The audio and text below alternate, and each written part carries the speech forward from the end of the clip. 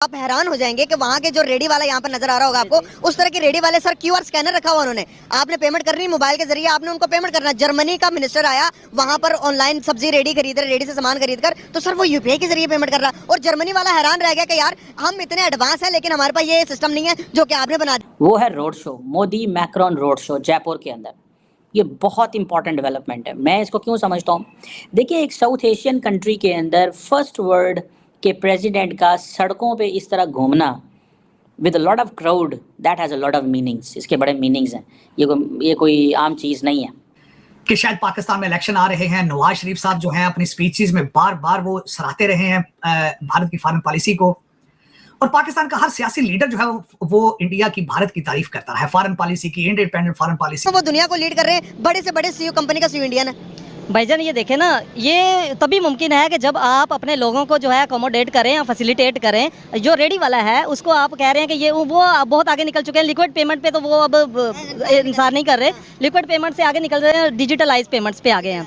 ठीक है ना, डिजिटलाइज हो गए हैं। उन्होंने अपने लोगों को जो है एजुकेट किया है, उनको कन्वे किया है, जो भी उनके पास फैसिलिटीज मौजूद हैं उनको उन्होंने स्प्रेड किया है। बातें डिफेंस से लेके तो इकोनॉमी की, स्पेस की, इमर्जिंग टेक्नोलॉजीज़ की, हर चीज़ की डिस्कशन हो रही है। और उनको पता है कि ये मोदी साहब जो है, मैंने आपको बताया कई दफ़ा, मैंने आपको कहा है कि प्राइम मिनिस्टर मोदी जो हैं वो ग्लोबल लीडरशिप को जब भारत लेके आते हैं तो दैट हैज़ पॉलिटिकल मीनिंग्स। समझें कि भारत की जो अपोजिशन पार्टीज़ हैं उनके लिए ये बड़ा चैलेंज बन जाता है।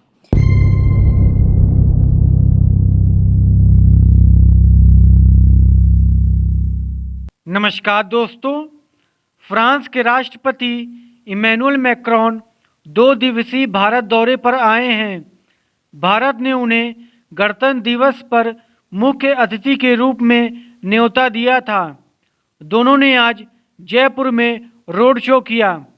इस दौरान पीएम मोदी ने फ्रांस के राष्ट्रपति को गिफ्ट के रूप में राम मंदिर का मॉडल दिया। हवा महल के बाहर पीएम मोदी ने राष्ट्रपति मैक्रोन के साथ चाय पी। खास बात यह है कि चाय पीने के बाद पीएम ने यूपीआई के माध्यम से इसकी पेमेंट की। दुकानदार ने टोकन के रूप में 2 रुपये मांगे। पीएम ने 2 रुपये का यूपीआई पेमेंट कर दिया। हवा महल घूमने के बाद फ्रांस के राष्ट्रपति मैक्रोन के लिए पीएम मोदी ने शॉपिंग भी की। वुडन हैंडीक्राफ्ट के दुकान से पीएम ने खरीदारी की।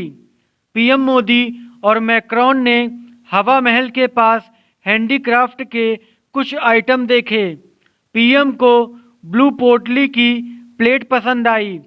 पीएम ने राष्ट्रपति मैक्रोन को भेंट देने के लिए ब्लू पोटली की प्लेट खरीदी और यूपीआई से पेमेंट किया।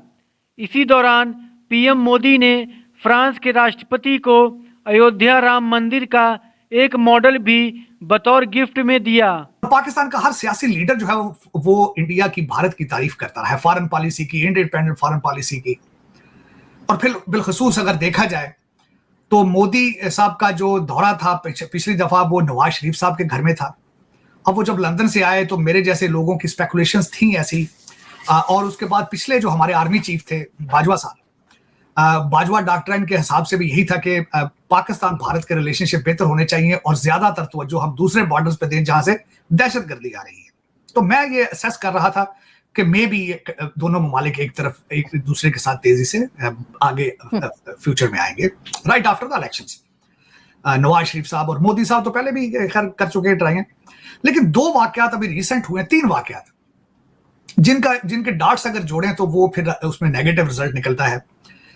पहला तो डार्ट ये था कि डॉक्टर जयशंकर साहब का रशिया का दौरा करना, फिर उनका ईरान का दौरा करना। इससे एक चीज नजर आती है कि अमेरिका से रिलेशनशिप की दूरी हो रही है। फिर जिस तरह तीसरी स्पेकुलेशन है कि जो बाइडेन साहब का रिपब्लिक डे पे ना जाना, ये तीसरी थी। उसके बाद उसके बाद हमारे आर्मी चीफ साहब का अमेरिका का दौरा। अगर इन डार्ट्स को जोड़ा जाए तो फिर उसमें से फिर ईरान को रिटेलिएट करना, तो उसमें नजर ये आ रहा था कि कैंप तब्दील हो रहे हैं, पोजीशनिंग तब्दील हो रही है, जगह तब्दील हो रही है। फिर उसके बाद राम मंदिर पे आप पाकिस्तान से रिटेलिएशन आना उसका। हालांकि मैंने उसकी कोशिश की थी पिछले सेगमेंट में कि हिस्टोरिकली उसको प्रूव करूं, बताऊं उसके कानूनी उसके क्या उसके इश्यूज थे। बल्कि यहाँ पे ये भी आज मैं बताना चाहूंगा कि राम मंदिर के इफ्तिताह के ऊपर वहां पे जो वो वहां खुदाई करने वाले जो टीम के इंचार्ज थे, उनका नाम मोहम्मद है, उनको वहां पे उनको ऑनर किया गया वहां पे, क्योंकि जब टीम आई थी। और दूसरा, राम मंदिर बनाने वालों में से ज्यादातर वहां, क्योंकि उस एरिया के अंदर मुसलमानों की आबादी है, उस टीम में भी काफी लोग थे।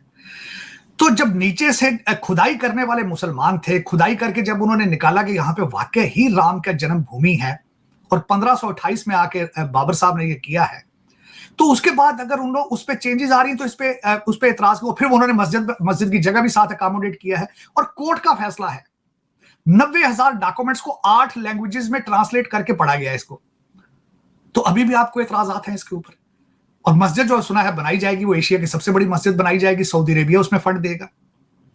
तो झगड़ा किस चीज का है, मेरी समझ से बाहर नहीं है। लेकिन चले, आपने शायद टिट फॉर टैट करना होता है हर चीज में, आपने स्टेटमेंट दे दी। उसके बाद आज जो आपकी प्रेस कॉन्फ्रेंस आई है, अब मैं इसकी डिटेल में नहीं जाऊंगा कि वो क्या सच है क्या गलत है, लेकिन इससे एक चीज जो है वो नजर आती है कि आपने रिलेशनशिप जो है वो अपने दोनों ममालिक के फिर फ्रीजर में लगा दिए। फिर फ्रीजर, जो हम आगे नहीं जाएंगे, हम पीछे जाएंगे। बिकॉज जिस तरह वो सड़कों पे घूम रहे हैं, मिल रहे हैं, at the end of the day he is the prime minister of the country, और वो जिसको भी सड़कों पे इस तरह घुमाएंगे वो आएगा घूमेगा। लेकिन ये एक बड़ी इंपॉर्टेंट चीज़ है। एक तो वो अपनी सॉफ्ट पावर दिखाना चाह रहे हैं अपनी फ्रांस के सदर को, लेकिन जो दूसरी अहम चीज़ है वो ये है कि इस रोड शो का बहुत ज़्यादा फ़ायदा होगा। ये इतना ज़्यादा फ़ायदा होगा कि आपकी सोच है कि नरेंद्र मोदी को, इमेजिन करें कि जब जो बाइडेन को इनवाइट किया गया था तो ऐसे होता, जो बाइडेन सड़कों पे घूम रहे होते और मोदी साहब ने ऐसे करना था, तो क्या चीज़ें जो हैं वो उस वक़्त सामने आती। अभी भी उन्होंने क्या किया है, मोदी मैक्रॉन ने और मोदी ने, दोनों ने एक ही चीज़ किया। देखें, ये आपको पता चलेगा कि 1998 में जब बैक चले जाएं तो याक शिराक उस वक़्त आई थिंक फ्रेंच प्रेसिडेंट हुआ करते थे, उन्होंने उस वक़्त वाजपेयी साहब को वेलकम किया था। उस वक़्त भारत की और उनके जो डिफेंस कोऑपरेशन है ये तब की हैं।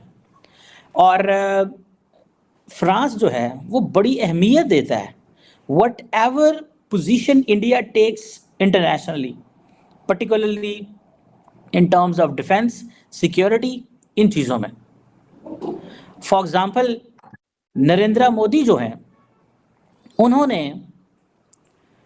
और उनकी गवर्नमेंट ने कनाडा और अमेरिका के हवाले से बड़ी मुश्किल में रही हैं, क्योंकि इधर आज बाइडेन को आना था, लेकिन वो जो पन्नू का इंसिडेंट हुआ, बाइडेन नहीं आए बिकॉज उन्होंने सोचा कि ये ज़्यादा थोड़ा सा हो जाएगा, तो वो ना आए। लेकिन फ्रांस जो है उसने एक स्टेटमेंट भी जारी नहीं की इस सारे इशू के ऊपर, नोइंग कि इंडिया हमारा बड़ा क्लोज पार्टनर्स है। और फ्रांस ने अमेरिका की साइड नहीं ली, कनाडा की साइड नहीं ली। ये बड़ी इंपॉर्टेंट चीज़ है कि फ्रांस ने क्यों कनाडा और अमेरिका की साइड नहीं ली। और फ्रांस ने, ऑस्ट्रेलिया ने ली है किसी हद तक, बरतानिया ने ली है अमेरिका कनाडा की साइड, फ्रांस ने नहीं ली।